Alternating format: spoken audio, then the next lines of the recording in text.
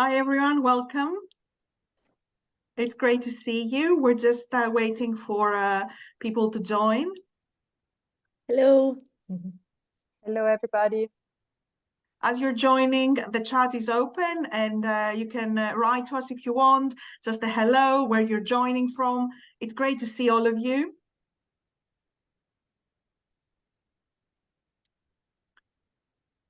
Wow. Thank you very much. Welcome. Hello. Oh, here we go all over Italy, I see. Yeah. Hello. London. Great. Greece as well. Iraq. Wow. So it's great. We're going to start because I know Joanna as always has so many things to share with us. Today, we're joined by Macmillan, and it's a great pleasure to be co-organizing and co-hosting these webinars that kind of bring, exams together with the learning materials prepared by Macmillan. And Erica, I will just, a welcome from you. Thank you very much, Sylvia. Hello, everybody, and thank you for being here today. My name, as Silvia was saying, is Erika, and I am representative for Macmillan Education in Italy.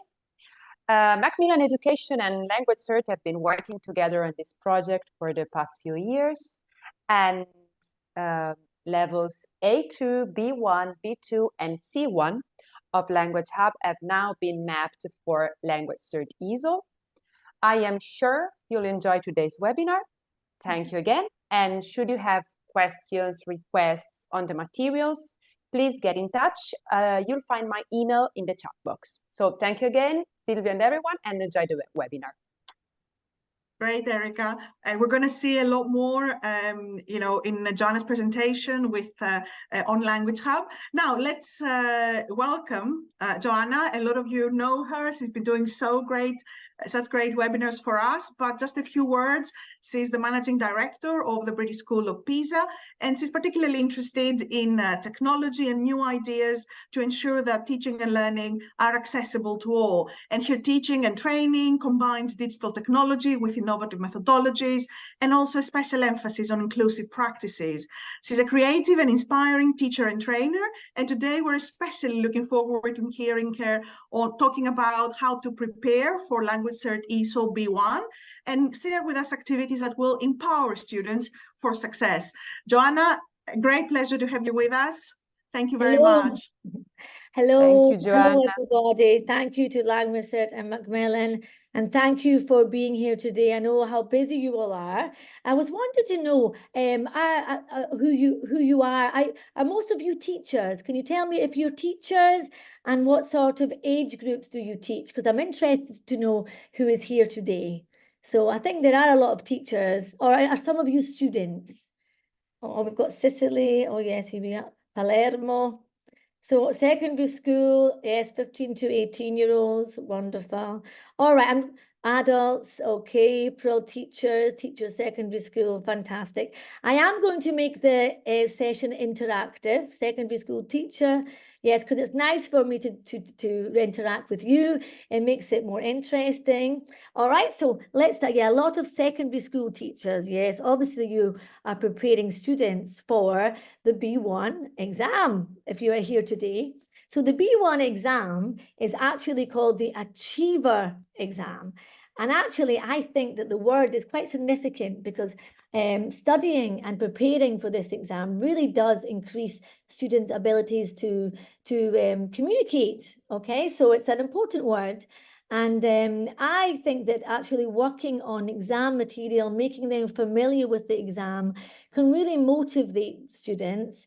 And the LanguageCert B1 is a very communicative exam using authentic language. So I would like to ask you, have any of you prepared for this B1 exam before? Or is this the first time you've actually looked at the, yes, okay, super, yes, you have. Yes, Rosanna, yes, okay, oh yes, excellent, super. Okay, so a lot of you are quite expert on this exam, super. All right, but some of you maybe haven't seen all of the parts of the exam, so I am going to show you the parts of the speaking exam with some activities, and the written exam and some activities, and also I'm going to show you some preparation material. Okay, Juliana, you've already done it, excellent. All right, so let's look at the speaking exam. So the B1 is actually 12 minutes speaking exam. And the first part are just short questions. And the second part, I really love the second part. It's a role play. And I think that this part of the exam uses a lot of authentic language. And the number 3 is a two-way discussion where you have to reach an agreement and there's a task sheet, but I'll be showing you all these things today. And the last part is a monologue on a topic and then with follow-up questions. All right, super. So we're going to start with part 1. Now, in part 1, you have to discuss some topics. Now, those of you who are familiar with the exam, see, I'm going to be examining you today. So what topics do candidates have to talk about in part 1? All right, so fingers on the keyboard or on your phones, okay? Any topics that come to mind in part 1? All right, I'm going to keep you awake today. Any topics you can think of? Holidays, Viviana. Hobbies, okay. Big Ben Institute, I don't know your name, but I'll just call you Big Ben, okay. Free time activities, sports, all right, super, yes. Leisure time, friends, okay. And these are all topics that students in secondary schools in particular do like to talk about, okay. I think the topic that they'd like to talk about the most is actually when they have to talk about themselves, okay. So when they have to talk about their family, their friends, this really does motivate students to talk, okay. And indeed motivating in secondary schools. All right, so this is just some examples. For example, watching films. So what was the last film you watched? Do you have a favorite actor? These sort of questions, all right? So I'm just going to move, I've got a bit of a, okay, let me move on. So I'm going to show you a little part of the part 1 video, all right? Just so you can, so those of you who aren't familiar can begin to become familiar with the exam. All right, so we'll start from here, right here. Can you spell your family name for me, please? Of course, K-I-S. Thank you. Now, which country are you from? Hungary. Thank you. Now, part 1, I'm going to ask you some questions about yourself and your ideas, all right? The first topic is watching films. Are there any kinds of films you don't like watching, and why? Of course, I don't like horror movies because I don't think that it's funny to be scared, and I don't. Okay, so I'm just going to move on from there, okay? And I'm going to ask you a question. Now, what difficulties might students come up against in part 1? Okay, so they go walk into the classroom, the exam room, they sit down, and they get asked these personal questions. What sort of difficulties do you think they might have with this task? Okay, you who are going to be preparing students for the task, what difficulties can you expect from students? Or any of you who have prepared students might know this, maybe misunderstanding the question. Yes, Sarah, because yes, Linda, they get very anxious when they walk into the exam. And a lot of Italian students, they're not, you know, they're not like used to this sort of type of exam also. The accent, yes, of course, when I examine, I try to tone down my Scottish accent. Yes, anxiety, they are not confident, okay? So sometimes they can get blocked and they don't know what to say, okay? All right, so obviously the more that you can practice this. Yeah, negative question, what films don't you like? Yes, because they could actually inference and start to listen to what films, and they're already thinking about what they like and then don't you like. Absolutely, yes, they don't know the answer, Viviana, excellent. Yes, very good, very good. All right, so what can we do to help them then as teachers, okay? I'd like you to share your ideas with me also, because those of you who have prepared for the exams. What can we do to help them for this part of the test, okay? Any ideas, okay? Oh, you are participating well, yes. I do like it when people participate, yeah. Start from their own interests, yes, absolutely. Constant speaking practice typical questions, yes. you know, it's important to practice I mean, often in a course, we do a lot of like preparation for it, but we don't actually have time to get them familiar 100% with the parts of the exam. Students have to know exactly what part it is. So they have to go in and they have to know that they're going to start with personal questions. So mock test, Massimiliano, practice, practice, practice. Super. Okay. In that question there, for example, they asked about films.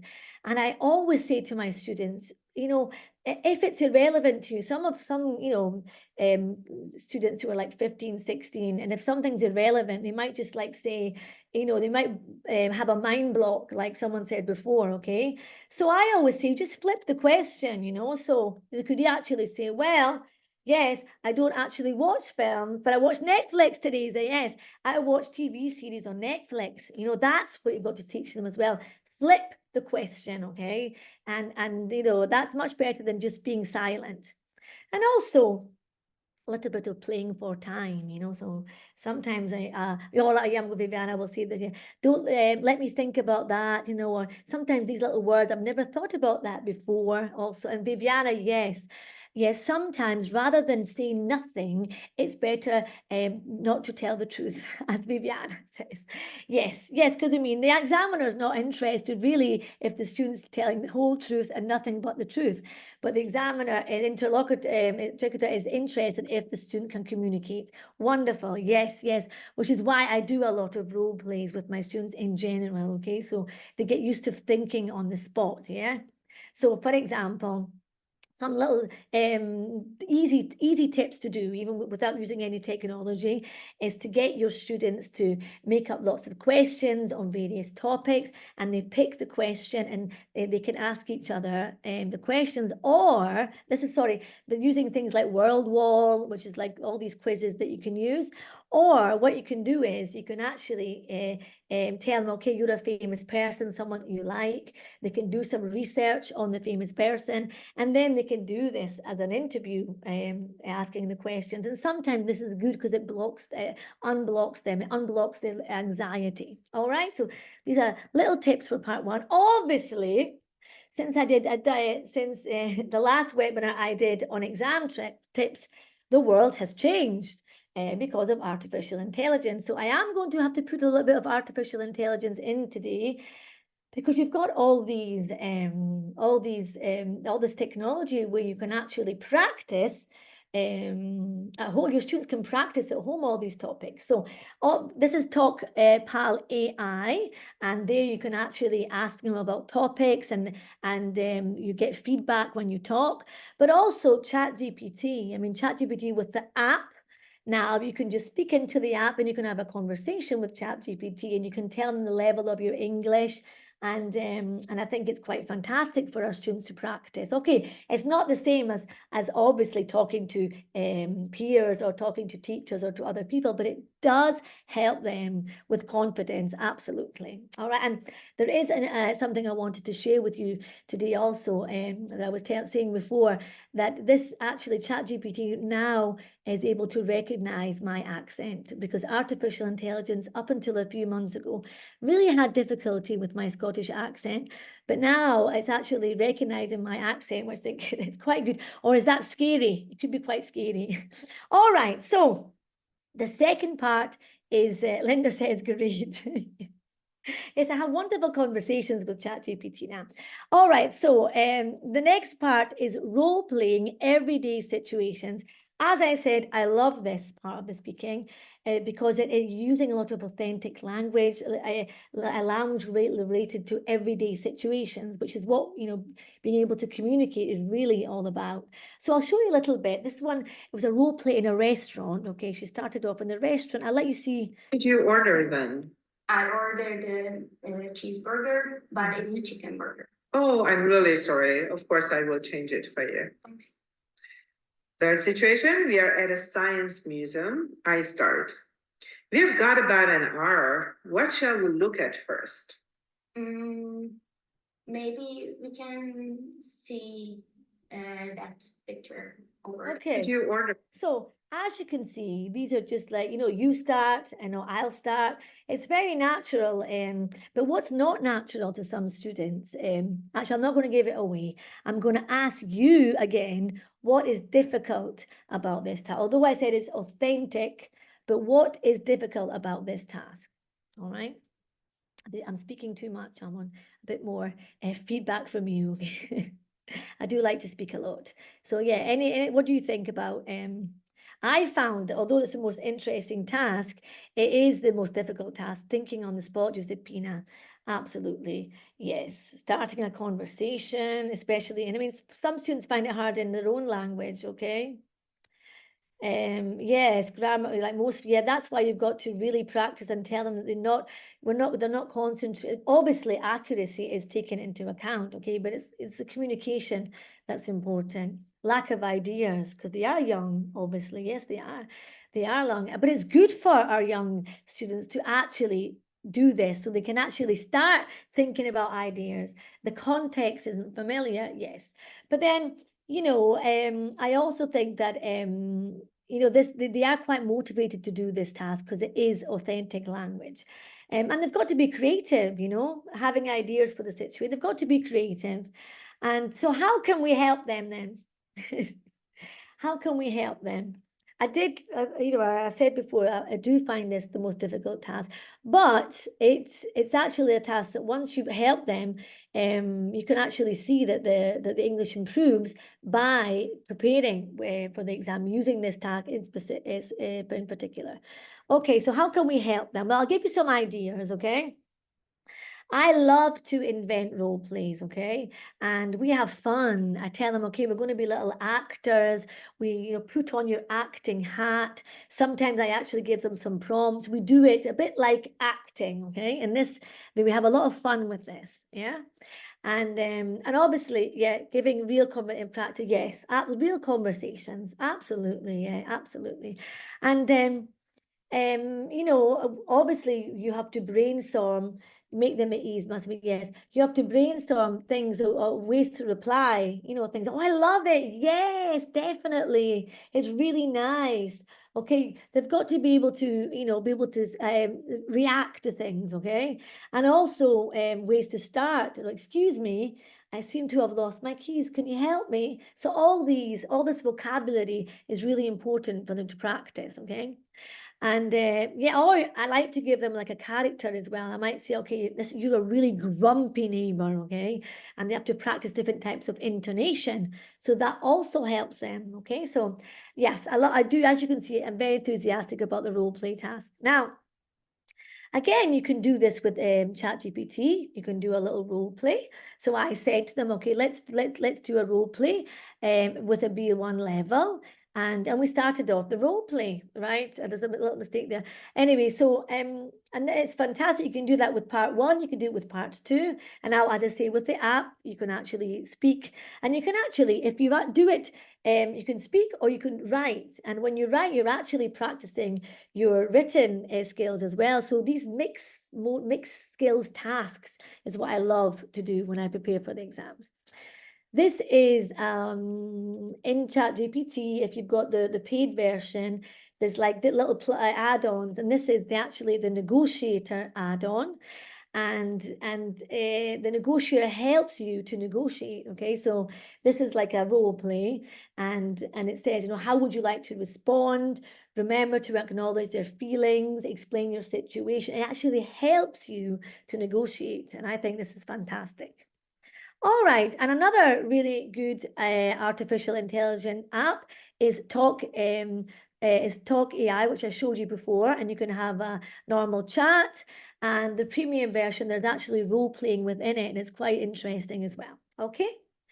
All right, so let's move on to part 3. Now, before I show you the video, I wanted to show you that they actually get a card, okay? They have a task sheet, okay?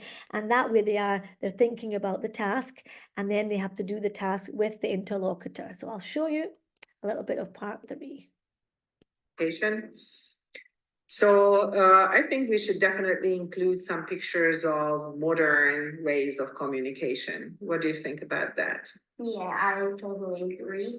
I think the first picture can be a computer with some internet website. And maybe we can show. Okay, so in this particular task, they are exchanging information, they're coming to agreement. There's a lot of really interesting language in this task.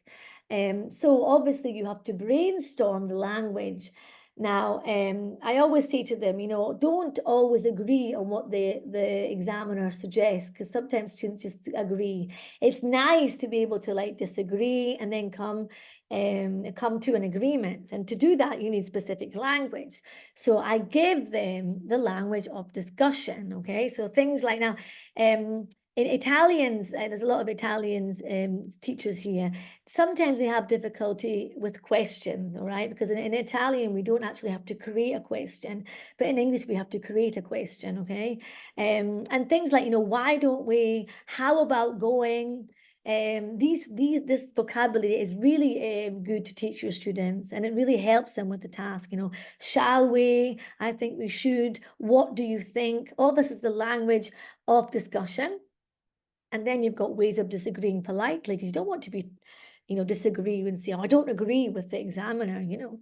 So, you know, things like, well, I prefer, okay, or we could, or yes, but why don't we? This is really nice language to disagree politely. And then we've got, okay, yeah, sorry, yes. And then we've got part 4. Now, part 4 is the monologue, where you've got to speak about a given topic. I'm just going to just show you a little bit about how this part works.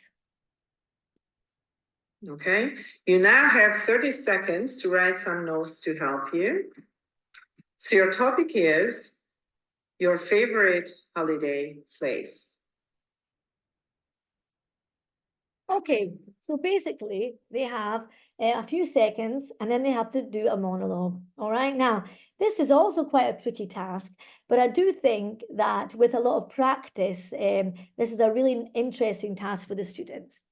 All right, so one of my tips for this is, because students love their phones, is to actually record themselves, okay, on the phone, because, and also understand just how long 2 minutes is, because sometimes, you know, they, when they do the task, they realize that 2 minutes is actually a long time, all right? So it's good to record themselves and to understand the length of the task, okay? That's the first thing that I like them to do.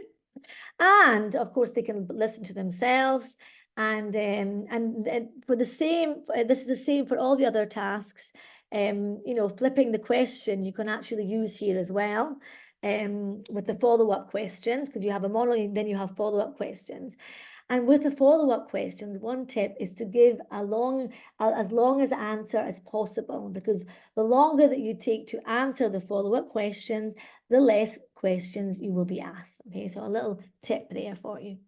All right, now, these are some of the topics in the LanguageCert exam. Now, there's actually a booklet on the website that shows you all the topics, which I find is really interesting. And a lot of these topics are interesting to use in class, especially things like the environment. This is a little game that I have been playing for a long time, and it's called Just a Minute. So you can actually, this is using Mentimeter, okay? So you can ask your students to put in like the topic that they would like to talk about, and the biggest, and the one that's the biggest word they talk about, for example, this is music, okay? And then you give them 2 minutes to talk about it. But then if they're talking and then they stop talking, then another student can come in and finish and get the points. Okay, so this is a nice activity to do. And also they realize just how long 2 minutes is.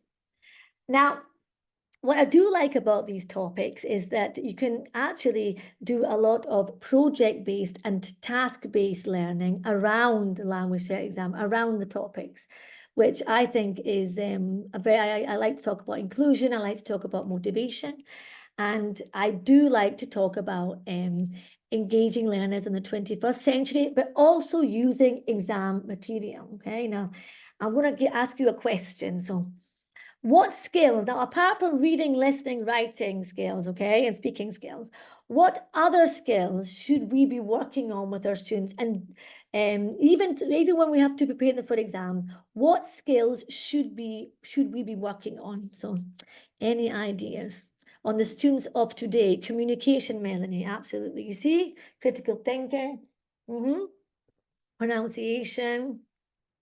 Okay, part one, speaking is easy, listening and reading are difficult. Yep. Well, it depends, you know, deduction, cross-cultural vocabulary. Okay. So I've always said to myself, it's always very difficult, you know, to combine exam preparation and also teaching the skills, okay? And it's nice to be able to combine both of them. And I've been doing it a lot. These are all the skills, yeah, okay? Metacognitive skills, very important, but they're all important skills. Creativity, all right. So for example, one of my favorite topics is the environment, which does come up in the exam, obviously. And I do projects on these with my students. And as I say, when we work on the projects, we are working on all the skills that are needed in general, but also to pass the exam, okay? And one of the scariest things as a teacher, when you do project work, has always been preparation. You know, do you agree with me? You know, you think, okay, we've got to do a project. You know, sometimes it's just easier to stick to certain things because the idea of having to, you know, do all these lesson plans. But now, you know, with the new technology, it's actually much easier to do this type of activities with your students, right? So, for example, you can say to ChatGPT, give me a lesson plan on carbon footprint, okay? And as you know, in 3 seconds, it gives you a lesson plan, right? Which can help you in class. And I use this, I mean, and most of you are probably using this already, but I do find that all my teaching has become so much more creative now that I've discovered ChatGPT. And you can use it to generate ideas, things to do in class, like role plays. Again, doing a role play, you are working on the exam. Group discussions, you're working on the language of discussion, negotiation. All these things are related to the exam, but also you can work on the 21st century skills. You could actually say to Chat, give me some, you know, vocabulary exercises to do on the topic. And it can create some vocabulary exercises, or for example, here on renewable energy, all language related to the topic. And you can even use Talk Pal AI to actually talk about the topic, you know, so you could say, I'll just play it for you so you can see. Here we are. Hi, Emma. I'd like to talk about carbon footprint. Oops, sorry, it's gone ahead. So I've got this new mouse today, and it's yeah. Hi, Emma. I'd like to talk about carbon footprints. Okay, and it records you, and it says if you're speaking okay, if you're accurate. Hello, that's a great topic to discuss. Okay, carbon footprints are the amount. But as I said, also ChatGPT does it as well. Okay, but I like this because it gives you a little bit of feedback there on the bottom. All right, and also these ChatGPT has got DAL-E, but there's many of these technology where when they are doing presentations, one of the most difficult things for the students when they did project work was to find the images that they could use. And now you can generate images, okay? But what's interesting about this, think about it, it's not the end result of generating an image, okay? It's actually even have to find the correct English and write it down in order for these programs to understand and create the image, okay? So you're doing a project, you're creating an image, but in this case, you're actually working on your reading and writing skills, okay? Because if you don't write it correctly, you're not going to get the correct image, okay? This is me. I was in Shanghai a few months ago, and this was me, and this is my image of me. And also, you've got all these wonderful programs that can actually create presentations, okay, that maybe you can use as a teacher. They can help you, and they can give you ideas, okay. They're instant. So you just click, I would like to do something on carbon footprint, and it gives you an instant presentation. This is Gamma. And it was done instantly, okay? And you can even use this with your students, get them to take some of these ideas, develop them, okay? You can use it as a reading task, or you can develop it. In order to get to the end result, which is the finished topic project on carbon footprint, which my students did, where they've recorded their presentation, they've recorded themselves. So all of this, you're using the topic from the exam, reading skills, writing skills, all these, and you're also working on your 21st century skills, okay? So I wanted to share a little bit of project-based learning with you today, and a little bit of metacognition, another 21st century skills. It's very important, whatever you do, especially with you do project work, is actually to get them to reflect on their learning, you know. So when they do a project, what did they learn? What did they enjoy? What could they have done differently? All these things work on metacognitive skills, which are important for our students of today, okay? And I really do, I'm a strong believer in metacognition, learning how to learn. Now, cooperative learning, fantastic. That's another wonderful skill. Now, in the LanguageCert exams, there's lots of videos where you can actually see the speaking, which I've showed you, okay? And also in the booklet, it shows you what the students are marked on, okay? So someone asked me before. So what I would do is to get them familiar with the speaking task, I would put them into groups, okay? And I'd have one group who are watching the video and they're concentrating on coherence. Obviously, I'd have to explain to them what coherence is. You've got one group who are concentrating on the grammar. You've got one group on the vocabulary, one on the fluency. Okay, they have to listen to the video. They have to write down some of the mistakes. They have to write down some of the nice phrases. Okay, and this is a really wonderful way of working together in groups, and also understanding the exam and finding new language and also correcting language. So I think it's a wonderful, wonderful task.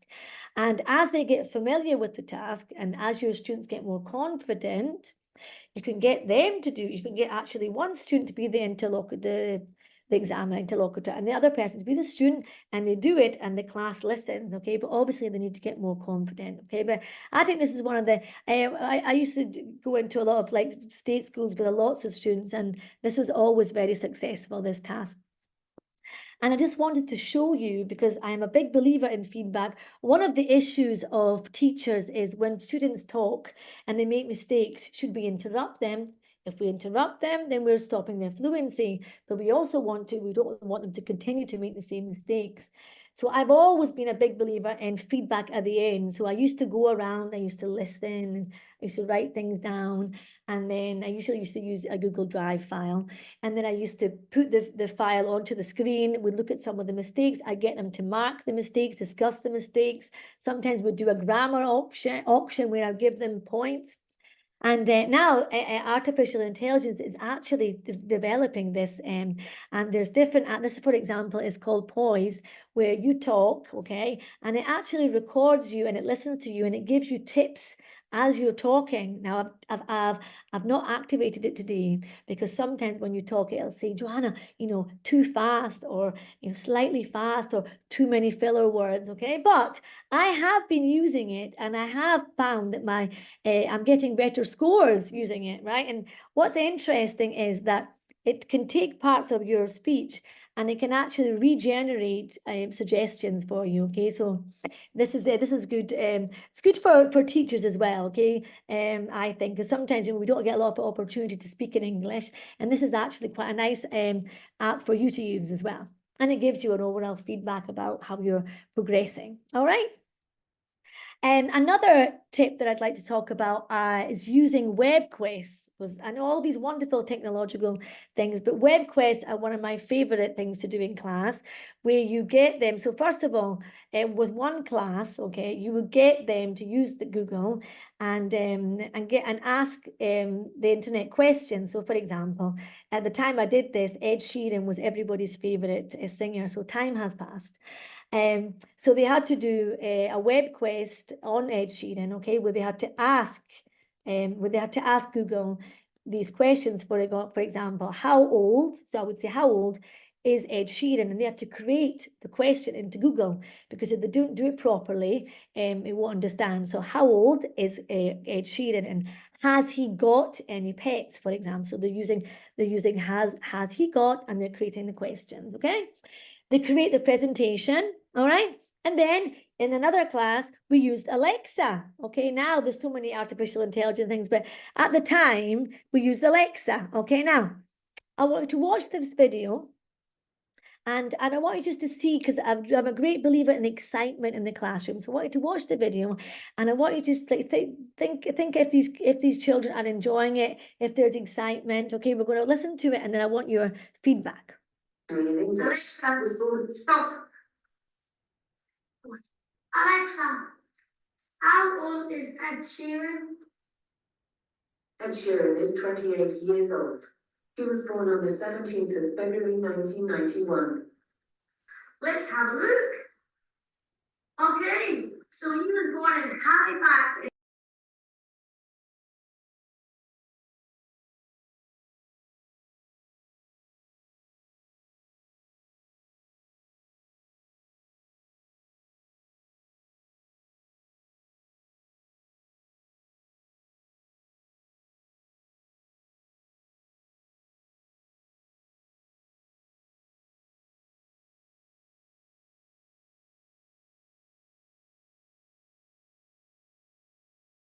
I don't know that one. Alexa doesn't know. What do you think? Has he got any sense? Yeah, I think I can. Sammy, do you think he's got a cat? No. No. A cat? Yes. You think a cat? Yeah. Let's have a look. Look. Two cats, Ed Sheeran, okay? Sophie, do you want to ask if Ed Sheeran's married? Do you want to ask? Go on then. Alexa, is Ed Sheeran married? Ed Sheeran has been married once. He's currently married to Cherry Seaborn. Okay, I'm sorry about that. Alexa, stop. I'm sorry, I took off the audio because my Alexa started talking. Sorry about that. Yeah, I'm not going to say the word. So basically in this video, okay, some of them, they weren't 100% accurate, okay? But they were so excited when Alexa understood them and replied to them. Yes, Big Ben, these things are, you know, sometimes you can plan, but, you know, and they got so excited that even if their English wasn't perfect, Alexa understood them, okay? So it's the whole communication that's important over accuracy, okay? And also, you didn't hear, but the peers were helping each other. One child was a bit weaker, they were helping each other, and there was a lot of excitement in the classroom, all right? So another web quest, if you want to do, if you're doing superlatives and comparatives, this is one I love to do. It's called the Guinness Book of World Records. Okay, so you can ask, so you do who is the tall, you put tall, and they've got to transform it into tallest man in the world. How tall is he? And they have to do a little presentation. Okay, so these are some tips, more task-based learning using grammar, but still very interesting. Yeah, sorry, I'm laughing because I'm not going to say, because she kept, she was actually played a bit of Ed Sheeran music before. All right, so let's move on to the written, okay? I do have a lot of things to say, but we'll push on through the listening. Now, the listening is 30 minutes. Now, obviously, you know, working on the speaking helps the listening. They go together, okay? These absolutely. So a lot of the tasks of the listening you can do in the speaking and vice versa. So here, for example, I like this task. There's like a multiple choice, and here you have some questions, and then you have to give the best reply. Now, I think this is really interesting because, again, it's authentic language. So the more that you work on conversations and the role play tasks and speaking in general, the better you are with the listening. You've got to decide, you know. So yeah, it's been fun, and then you have to think about what the answer is what the correct answer, and also you can get them to create a conversation for the answer. Okay, so I could maybe say to you, okay, it isn't this evening. Okay, so what could the question be? It isn't this evening, and they have to think about what the question could be. So you can actually use the answers to create more tasks. All right. Also, this part 2 are multiple choice, you know, classical multiple choice. And what I like to do is, I've told you about mixing the task. Okay, this is a listening task. And I often get them to look at the transcript, right? And they actually do it as a role play task, okay? And then I concentrate a lot on excite. If they're excited, they have to use the right intonation. All right. So they actually can act out the conversations from the transcript, because the task 2, sorry, are 3 conversations. So again, the listening, you can practice the speaking, and vice versa. All right, so let's move on to the next part. I'm trying to show you all the different parts of the exam so you can become familiar with it, those of you who haven't looked at it before. Now, here we have 7 questions, and you have to write notes in a message pad, and they get to listen twice, which is good, very good. And I always get them, first of all, to underline the keywords in the questions. So, for example, where, type, so it's important to write down the keywords. It helps them with the listening, and it's also a very inclusive technique. And then recently, I've actually got them to create their own listening tasks, right? Because this is I get them to create their own podcasts on a topic of their choice, and then they have to create the same task for other students. Okay, so they create their own speaking, they create their own dialogue, their own speaking, and then the students actually they have to create their questions, and the students do the task. And I do this with all different types of listening tasks. I like them to create their own material and task, and especially with ChatGPT, my students are really enjoying creating their own material. So I show them what the task is, and I ask them to create the material for the task. So this is in all the tasks that I do. And there's Adobe Podcast that actually uses really good voice recordings and speech enhancements if you want to do podcasts with them and record them. And you've got all these artificial intelligence programs where you can, instead of like doing an audio, you can actually do text to audio. So you're actually practicing your writing. Now this is really good, because if what they're writing is not correct, the audio is wrong. But the good thing about these systems is they don't have to redo everything. They just go into the listen and see, oh, that's wrong here, and they can correct themselves. Okay, so this is a listening task that actually could be a writing task, okay, and also a listening task. So I know this sounds very confusing, but what I'm trying to get through to you is that using the exam material, you can actually create all different, you can actually work on different skills within the same task. Okay, that's what I want to get through.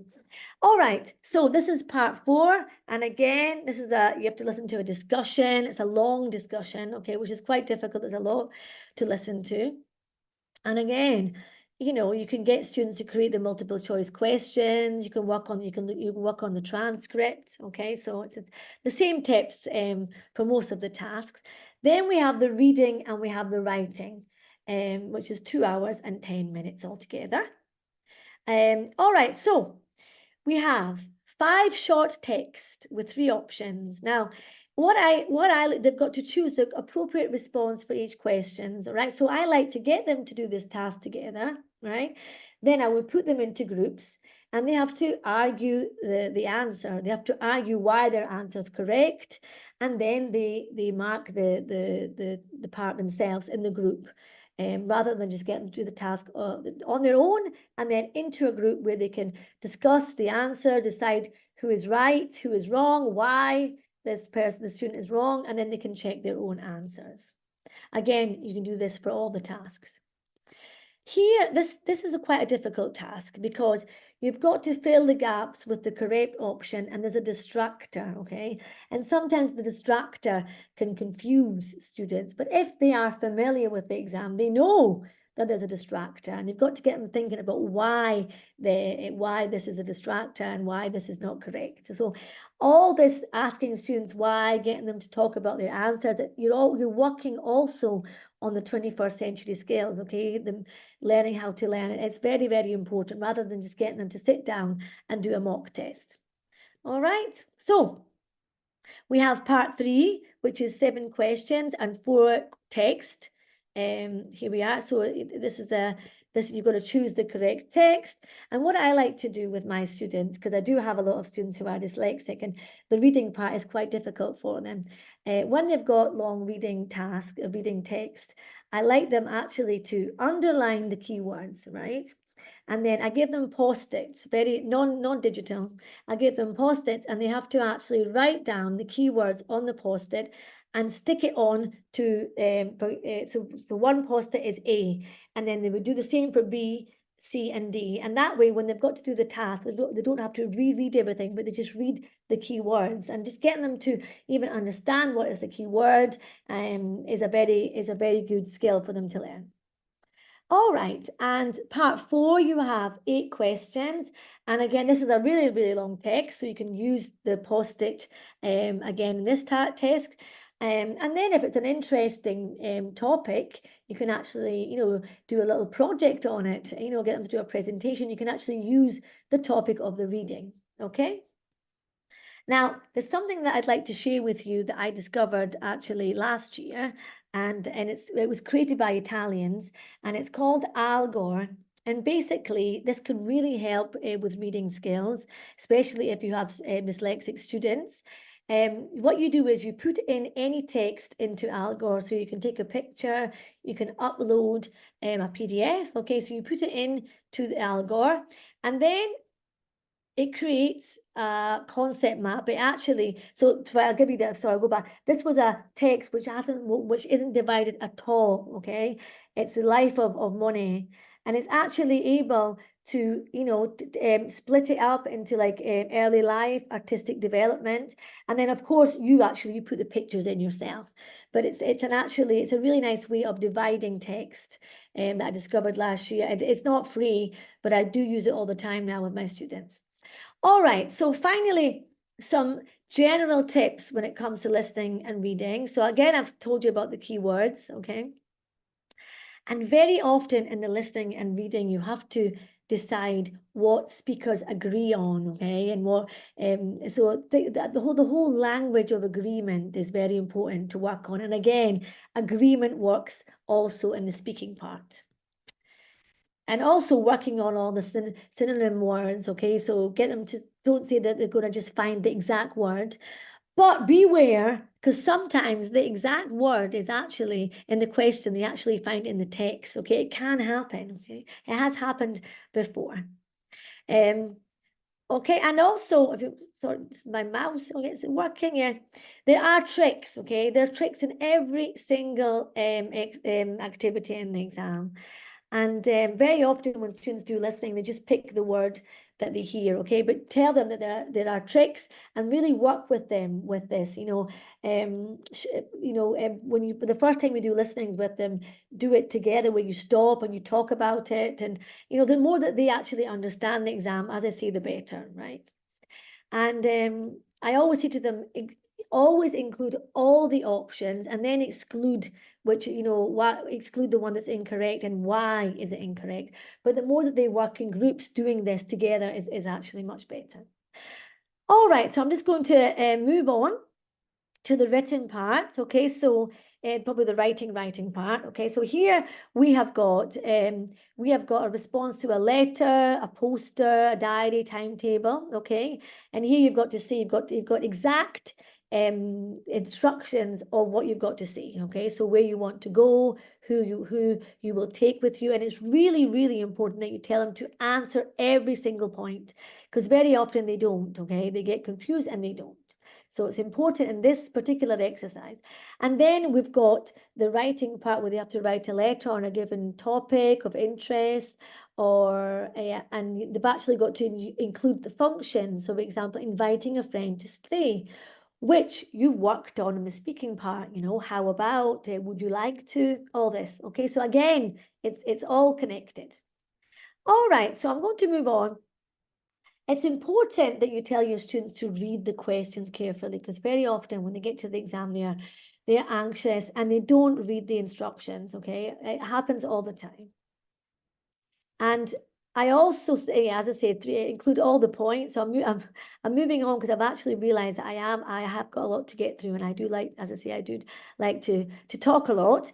So I'm going to move on a little bit here. Now, the most important thing is for them to plan the writing before they start, because very often they just go in and then they start to write and there's lots of mistakes and they don't have time to redo it. Okay, it's very often you can see them writing to the very last second. So get them to plan. A little concept map, dividing what they're going to say is perfect for students. And I work a lot on concept maps. And then, of course, they've got to brainstorm and think about the vocabulary and grammar they need to do. So, for example, in this one, writing a holiday, you would say, okay, we've got to talk about the future, got to use future tenses. If you're describing your day, you ask what tense are we going to use? We're going to use adverbs of frequency. So ask your students brainstorm the vocabulary, brainstorm the grammar before you start. Okay? Obviously, style and register are informal are important. And think about the format, how to start it, how to finish if it's an email. All right. So we've got to the end. Yeah, another important thing is to get them to reread in the exam. Obviously, they can't read out loud because they're going to disturb everyone. But I do get them to reread in their minds before they actually submit it. Because very often, if they read it, not out loud, but they're actually reading it, it does really help them. They can find all the little mistakes in the end. Okay, so that's why it's important to plan first. All right. Okay. So one little tip I would like to give you for the writing, when you mark writing, is not to go in there with your red pen as teachers, and underline and or even do circles around writing or highlight things that are wrong, because not only is this a bit, doesn't really motivate students, but very often when you underline things, you remember what you underline. That's why I say underline keywords. So with my class, you might want to try this. I create a correction code with my class. And in this way, we're increasing self-reflection and self-correction. So for example, that could be a preposition, a verb, a subject. So I go through the writing and I mark it with this correction code. I give it to them, and then they have to think about their mistakes and they have to actually change the things themselves. Okay, so rather than, I usually get them to do a line when they write between each line so that I've got more room to put in my correction codes. Okay. Again, we've got wonderful, my friend ChatGPT, who can. I mean, I don't just say to ChatGPT, correct my English, although I do sometimes when it comes to the Italian. But you can say to ChatGPT, give me some tips for improvement, and it can give you tips for improvement, like it'll talk about your variety of expressions, your tense consistency, and this could be like a grid that students can use when they do other writings. It gets them thinking about their writing. And you can actually do writing with ChatGPT, but this is like a story, because I do like stories. And you can take turns, so you can do the first part of the writing, and then ChatGPT can continue, and then you can continue. And with a story, it's really interesting to see how ChatGPT develops a story. And I don't know if any of you tried. This has been around for a while, but I do think that lyrics training is a fantastic way to practice reading, writing, and listening skills. And students love music. So basically, it's a website called Lyrics Training, and they go on and they listen to a video of a song, and they can choose their level. And then the song stops, and they have to fill in the correct words. So this is using a variety of skills. All right. So we'll come out. I would like to leave some time for some questions. Okay, so I'm going to just move on a bit, because I had a lot of other things to talk about, but I want to move on, and I want to discuss Language Hub, because Macmillan are here today, and I really want to talk about the Language Hub books. And what's interesting is that the books come with this digital platform. It's got a student's book, a workbook, and also a preparation and practice. And which gives a lot. I mean, there's a lot in for students, and I really like the preparation and practice part of it, because there's an app as well that can help students. But what's really interesting also about this book is at the end of every section, there's actually a cafe hub where they're using a lot of authentic functional language, like clothes shopping, going to a restaurant, and all these things can really help with the speaking exam, okay? Especially in the role play tasks. And yes, it has been mapped. And what does that mean? It means that each part of the book is actually marked to specific parts in the LanguageCert exam. Okay, so it tells you whether this is good for the listening part, the specific part of the listening, specific part of speaking. So the whole book has been marked, and this can really help, has been marked, and this can help you when you prepare your students. Okay. All right. All right. So we've got a little time for some questions. Okay. Actually, oh no, sorry. We've also got the LanguageCert preparation material. This is important because as not only have they got the practice test, but also they've got the booklets that I was telling you about. That's got all the information on how the exam is marked, the topics, the language that is in the exam, and I think it's very, very interesting. Okay.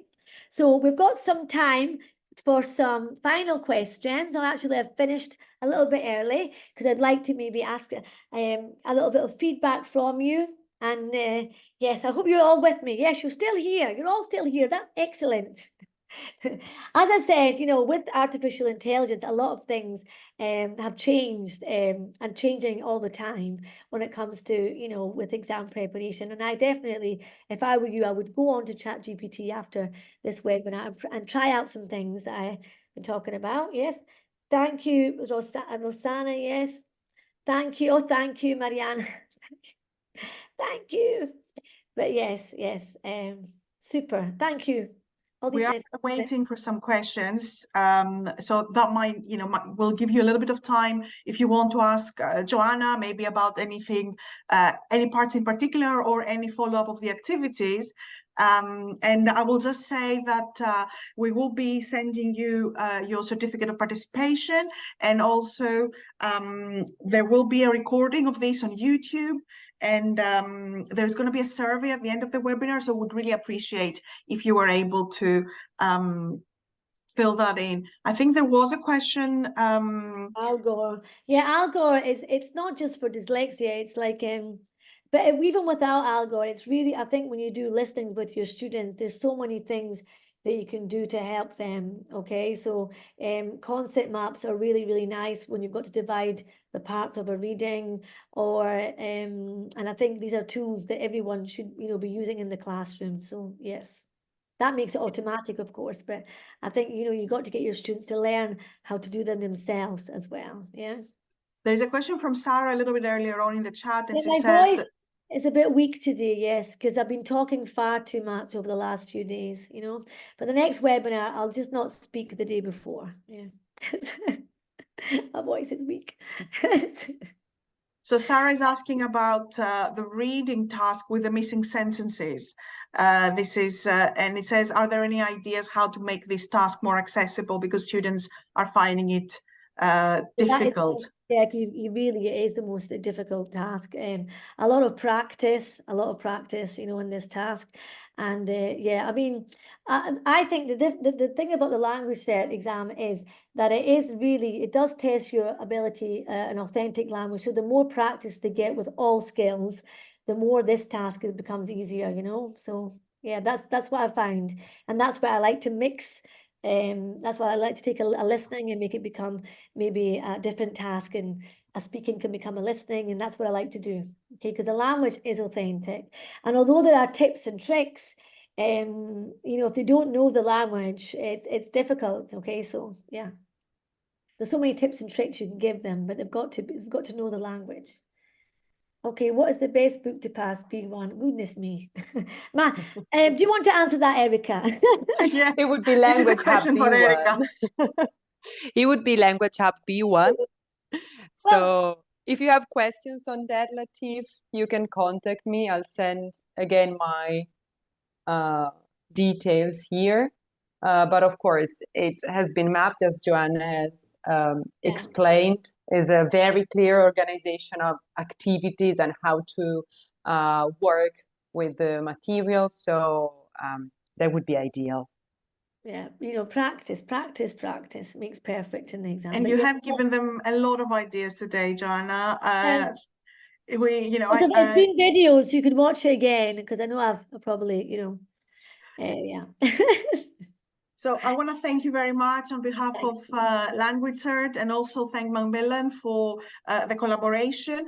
All of you today will receive a thank you email with the link to the mapping of Language Hub to the LanguageCert ESOL B1, and you will also receive a link to participate in our prize draw, and there will be exam vouchers and also copies of Language Hub, and we will be seeing you again for on the 19th of February. Yes. Again with Joanna, and B2. It's B2, isn't it? B2, yes, exactly. Thank you very much. Thank you all for your time. We really appreciate that you were here with us. Thanks, Thank you Sarah. again, Well, Joanna. that's a really nice compliment, Sarah. So I hope to see you again on the 19th. Thank you, everybody. Thank you. Thank you. Bye. Bye. Bye. Bye. Thank Bye. you. Bye. Bye.